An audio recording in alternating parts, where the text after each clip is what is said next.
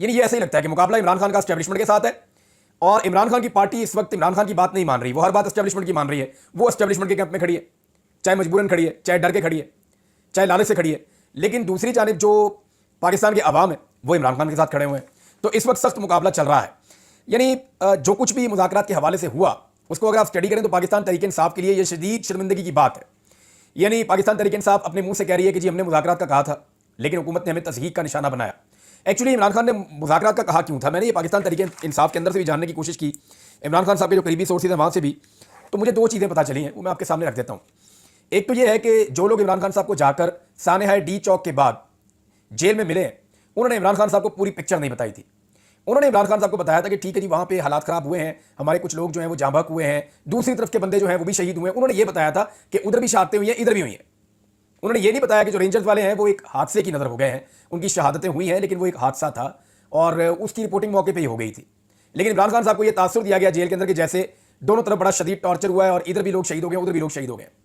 लेकिन साथ ये भी तासुर दिया गया कि इस वक्त बहुत दबाव है हुकूमत के ऊपर, अगर हम कोई मुज़ाकरात का दरवाज़ा खटखटाएंगे तो यहाँ पे हम इन मामलात में हुकूमत को दबाव में ले सकते हैं, मुज़ाकरात के जरिए से अपनी चीज़ें मनवा भी सकते हैं।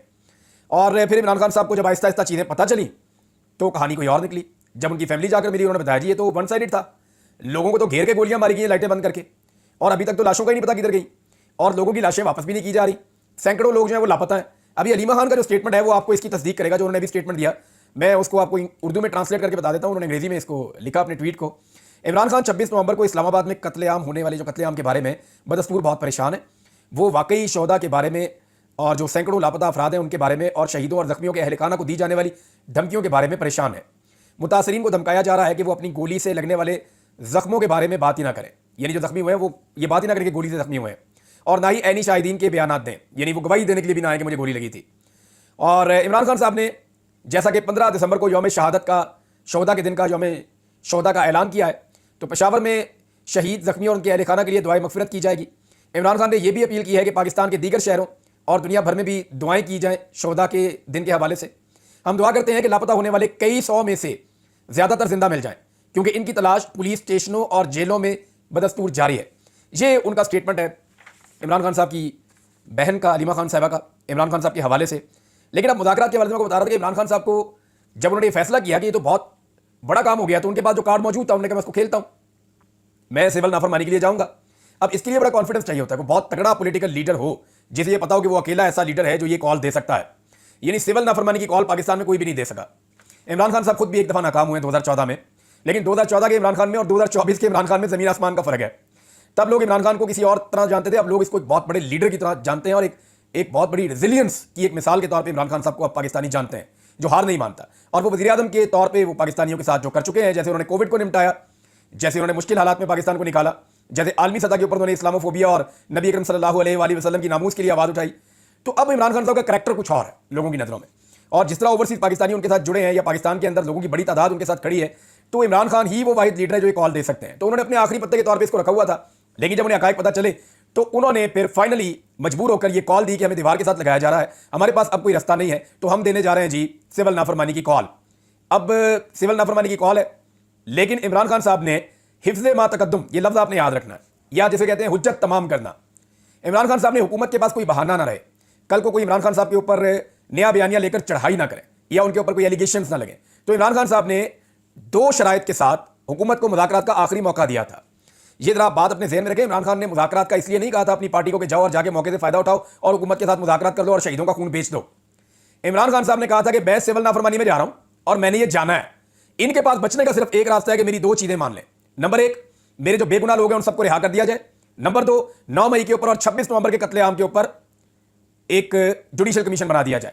ये इमरान खान साहब के दो वाज़े मुतालबात थे। उन्होंने कहा कि हुकूमत ये मुतालबात मानती है, ठीक है, वरना जाओ स्ट्रेट अवे जो है वो आप सिविल नाफरमानी की तहरीक में जाएं। लेकिन पाकिस्तान तहरीक-ए-इंसाफ की क़यादत ने इसको इमरान खान की ताकत की बजाय कमजोरी बना दिया। इमरान खान साहब एक ऐसी पोजीशन में खड़े होकर बात कर रहे थे कि मैं ये करने जा रहा हूं और अगर तुम चाहते हो ना मेरे इस वार से बचना तो ये दो चीजें फौरन कर दो, और ये दो चीजें करने के लिए मैंने बंदे नॉमिनेट कर दिए, इनके साथ मुज़ाकरात कर लो। ये थी इमरान खान की पोजीशन। इसको समझे दोबारा आप। इमरान खान ने जिस पोजीशन से मुज़ाकरात के लिए कहा था वो पोजीशन समझे आप। इमरान खान ने कहा कि तुमने हमारा कत्लेआम किया, हम जा रहे हैं सिविल नाफरमानी की तारीख में, अगर तुम अपने आप को इस तारीख से बचाना चाहते हो तो मेरी दो शराइत हैं। उन दो शराइत को तस्लीम करने के लिए मेरे ये बंदे इनके साथ मिलो और इनको बताओ कि ये शराइत मान ली गई है तो मैं सिविल नाफरमानी की तारीख को रोक सकता हूं, वरना फिर मैं सिविल नाफरमानी की तारीख में जाऊंगा। ये थी इमरान खान साहब की एक अथॉरिटेटिव और एक मजबूत पोजीशन। लेकिन पाकिस्तान तहरीक इंसाफ के लीडर्स ने अपनी बुजदली से और अपनी कमजोरी से और अपनी कंप्रोमाइज से इस पोजीशन को बहुत डाउन कर दिया, और बल्कि उन्होंने हुकूमत को और एस्टेब्लिशमेंट को तासुर दिया कि आपको फिक्र करने की जरूरत ही नहीं है, ना कोई FIR, ना कोई CCTV फुटेज, ना किसी और चीज का दावा, ना किसी अदालत से रुजू, ना लापता अफराद के लिए कोई पिटीशन, कुछ भी नहीं किया, कुछ किया ही नहीं पाकिस्तान तहरीक इंसाफ ने। तो जब आप कुछ नहीं करेंगे तो फिर तो हुकूमत तगड़ी होगी ना, और हुकूमत ने तगड़े होने के बाद मजाक उड़ाना शुरू कर दिया इनके मुज़ाकरात का, क्योंकि मुज़ाकरात में भी पाकिस्तान तहरीक इंसाफ ये जानती है और ये सब जानते हैं, सबको ये पता है कि PMLN कभी भी मुज़ाकरात में नहीं बैठेगी, ये हुकूमत मुज़ाकरात में बैठ ही नहीं सकती, क्योंकि इनका मैंडेट जाली है। ये जैसे ही मुज़ाकरात में बैठेंगे तो कोई लॉजिकल एंड पे आएंगे ना, तो लॉजिकल एंड तो यही है कि आप जनाब इंक्वायरी करवा लें, तो जिस चीज़ की भी इंक्वायरी होगी उसमें ये फंस जाएंगे। तो इंडिपेंडेंट इंक्वायरी कभी नहीं चाहेंगे, मुज़ाकरात के अंदर कभी नहीं बैठेंगे। जिन्होंने पूरी की पूरी अदालत तब्दील करके अपनी मर्जी की बना ली है, वो इमरान खान के साथ मुज़ाकरात करेंगे, ये वैसे मुमकिन दिखाई नहीं देता। इमरान खान साहब के 2 मुतालबात हैं, दोनों में से एक मुतालबा भी नहीं माना गया, बल्कि अब हुकूमत ये मजाक उड़ा रही है कि जनाब अगर आपने हमारे साथ बात करनी है ना तो पहले आप अपनी शराइत खत्म करके आए। ये नहीं हो सकता कि आप धमकियां भी दें और आप मुज़ाकरात भी करें। दूसरी जानिब पाकिस्तान तहरीक इंसाफ की क़यादत ने इमरान खान साहब की सिविल नाफरमानी की कॉल को तकरीबन निगेट किया है। यानी जो इमरान खान साहब ने कहा कि मैं ये करने जा रहा हूं, बजाय इसके कि पाकिस्तान तहरीक इंसाफ इमरान खान साहब के बयानिए को लेकर चढ़ती, पाकिस्तान तहरीक इंसाफ की क़यादत की अक्सरियत ने सिविल नाफरमानी की तहरीक के ऊपर इमरान खान साहब के बयानिए को ऐसा लगता है पसंद भी नहीं किया, प्रमोट भी नहीं किया, इसके ऊपर बात भी नहीं की, इसके ऊपर एक कदम भी वो आगे नहीं बढ़े, क्योंकि ये सारे लोग भाई हैं। ये इमरान खान साहब के हिस्से के वोट लेकर आगे असेंबली में बैठ गए। ऐसे खंबे जिन्हें 2000 वोट भी नहीं मिल सकता था, वो इमरान खान साहब के नाम के ऊपर 1-1 लाख वोट लेकर असेंबलियों में आकर बैठ गए और उनकी मौजें लगी हुई हैं। किसी को कोई पार्लियामेंट्री सेक्रेटरी किसी होते पे चला गया, कोई कहीं चला गया, कोई कहीं चला गया, कोई इस कमेटी में बैठ गया, कोई कायमा कमेटी में बैठ गया, तो हर एक को कुछ ना कुछ मिल गया है और सबकी कोई ना कोई पोजीशन बन गई है। खैबर पख्तूनख्वा में हुकूमत है, बहुत सारे लोग वहां पे एडजस्ट हो गए हैं, लिहाजा वो सारे ये सोच रहे हैं कि हम ज्यादा दुश्मनी क्यों लें। तो जितने लोग निजाम के बेनिफिशरी हैं वो तमाम लोग इमरान खान साहब की कॉल को संजीदा नहीं ले रहे। जब अपनी पार्टी नहीं ले रही तो फिर इमरान खान साहब के मुखालिफिन क्यों संजीदा लेंगे।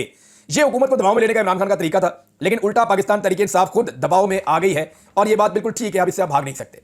महमूद खान अचकज़ई साहब का भी बयान आया कि जो हुकूमत टॉर्चर करती है, जो हमला करती है एहतजाज करने वालों के ऊपर, उनके साथ क्यों मुज़ाकरात आप करते हैं और आप कैसे उनके साथ मुज़ाकरात कर सकते हैं, ये उनका एतराज़ है। और पाकिस्तान तहरीक इंसाफ अब खुद कह रही है, देखें अब मुज़ाकरात शुरू हो जाए तो सिविल नाफरमानी की कॉल वापस ले सकते हैं बैरिस्टर अली जफर। इमरान खान ने तो ऐसी कोई बात नहीं की थी। इमरान खान ने तो कहा था कि मेरे मुतालबा तस्लीम कर लें, फिर हम ये कॉल वापस ले लेंगे। अब वो कह रहे हैं मुज़ाकरात शुरू कर दें, सिर्फ हमारे साथ बैठ जाएं, अब हम ये वापस ले लेंगे कॉल। ये जनाब इस लेवल पे आ गए। फिर हुकूमत से मुज़ाकरात तभी होंगे जब वो राजी होगी, ये असद कैसर साहब का स्टेटमेंट है। हुकूमत से अभी मुज़ाकरात नहीं हुए, ये उमर अयूब साहब का स्टेटमेंट है। माइनस इमरान खान मुज़ाकरात नहीं होंगे, गाइडलाइन इमरान खान ही देंगे, ये हामिद रजा साहब का स्टेटमेंट है। तो हुकूमत ने जो है वो ट्रक की बत्ती के पीछे पाकिस्तान तहरीक इंसाफ को लगा दिया है और तहरीक इंसाफ ने अपना वो मौका जिसमें वो हुकूमत को गले से दबा सकती थी, पकड़ सकती थी, हुकूमत को काबू कर सकती थी, उसको ज़ाया किया। और अब ऐसा लगता है पाकिस्तान तहरीक इंसाफ को अपनी गलती का एहसास हुआ 2 हफ्ते से ज़्यादा गुजरने के बाद।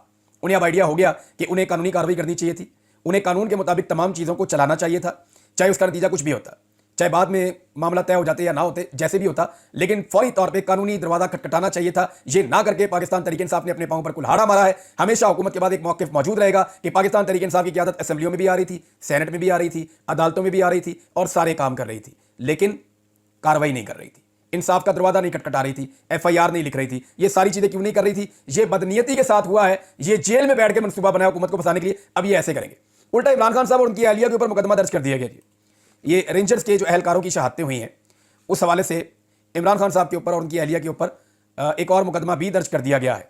अब रेंजर्स की जो शहादतें हुई हैं एक इंतहाई अफसोसनाक वाक़या था, लेकिन इसके बारे में पूरा पाकिस्तान जानता है। जो वहाँ पे रिपोर्ट हुआ, जो ऐनी शाहिदीन है वो बता चुके हैं कि वो किन हालात के अंदर कैसे हादसे का शिकार हुए हैं वो शहीद, लेकिन वो इमरान खान पे और बुशरा बीबी पे डालना, ये चीज़ अभी भी समझ से बाहर है। अच्छा जी, इसमें असद कैसर साहब ने एक स्टेटमेंट दिया है। उन्होंने कहा जी कि हम इंटरनेशनल कोर्ट ऑफ जस्टिस में भी जा सकते हैं इन मामलों को लेकर। पाकिस्तान की अदालतों में तो अभी तक आपने दरवाज़ा खटखटाया नहीं।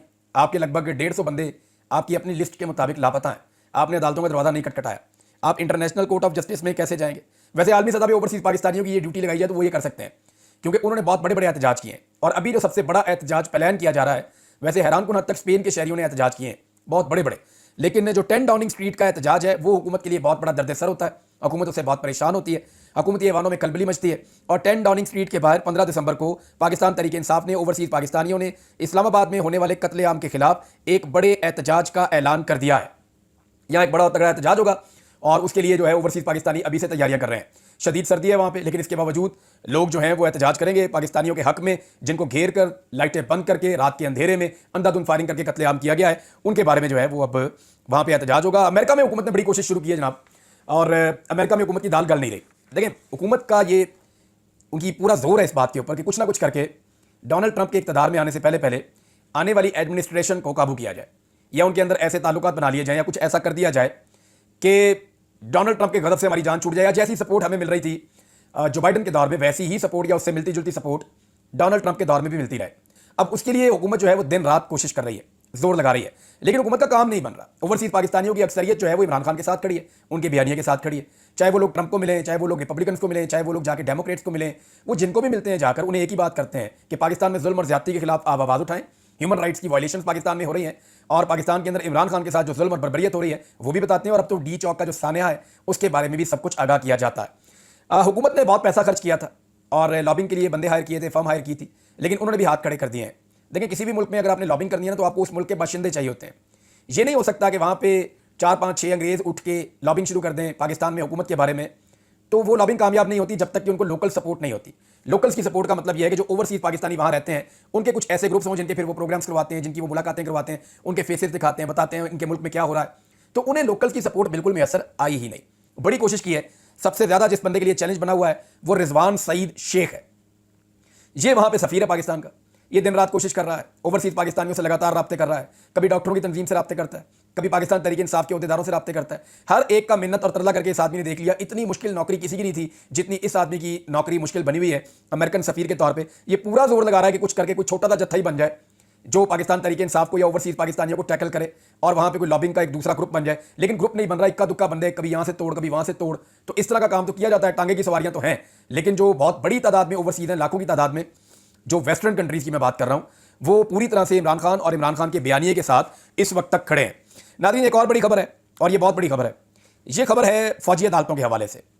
फौजी अदालतों के हवाले से आपको पता है एक केस चल रहा था सुप्रीम कोर्ट ऑफ पाकिस्तान में। वो केस चला गया आईनी बेंच के सामने। अब आईनी बेंच ने जो फैसला देना था उसका आइडिया तो हम सबको था। हमें आइडिया था कि आईनी बेंच जो है अगर उसके अंदर ये मामला गया है तो फिर फौजी अदालतें ही फैसले सुनाएंगी सिविलियंस के, और यही हुआ। सुप्रीम कोर्ट के आईनी बेंच ने फौजी अदालतों को 9 मई के वाकयात में मुलव्वस 85 मुल्जिमान के फैसले सुनाने की इजाजत देते हुए करार दिया है कि फौजी अदालतों के फैसले सुप्रीम कोर्ट में जेर इल्तवा मुकदमे के फैसले से मशरूत होंगे, यानी आपको फैसले सुना सकते हैं। यानी उन्होंने ये इजाजत दे दी कि फौजी अदालतें सिविलियंस का ट्रायल कर सकती हैं अभी, और वो फैसले भी सुना सकती हैं। उन्होंने कहा जिन मुल्जिमान को रियायत मिल सकती है उन्हें रिहा कर दिया जाए, और जिन मुल्जिमान को रिहा नहीं किया जा सकता उन्हें सजा सुनाने पर जो नॉर्मल जेलें उनके अंदर मुंतकिल कर दिया जाए। चलें, कम से कम उनकी फैमिलीज़ को, उनके रिश्तेदारों को, उनके घर वालों को सुकून का सांस तो आएगा कि वो मिलिट्री की तहवील से निकलकर आम इंसानों की जेलों में आ जाएंगे, और वहाँ पे आने के बाद उनकी मुलाकातें भी ज़रा आसान हो जाएंगी, बाकी चीज़ें भी ज़रा, उनकी ज़िंदगी भी थोड़ी आसान हो जाएगी। तो ऐसे में जो है वो माँ बाप को, फैमिलीज़ को ज़रा थोड़ा सा सुकून हो जाएगा। और बहुत सारे लोगों की सज़ाएँ ऐसी हैं, कुछ छोटी सज़ाएँ, वो जैसी सज़ा होगी उनकी पूरी हो गई है, 14-14, 15-15, 16-16 महीनों से तो जेल में है, तो वो लोग तो वैसे ही आज़ाद हो जाएंगे। 1.5 साल तो उनको होने वाला है। नाज़रीन, ये अब तक की सूरत हाल। कुछ और चीज़ें आपके साथ अगले वीलॉग में मैं शेयर करूँगा। अब तक के लिए इतने, अपना ख्याल रखिएगा, अपने इस चैनल का भी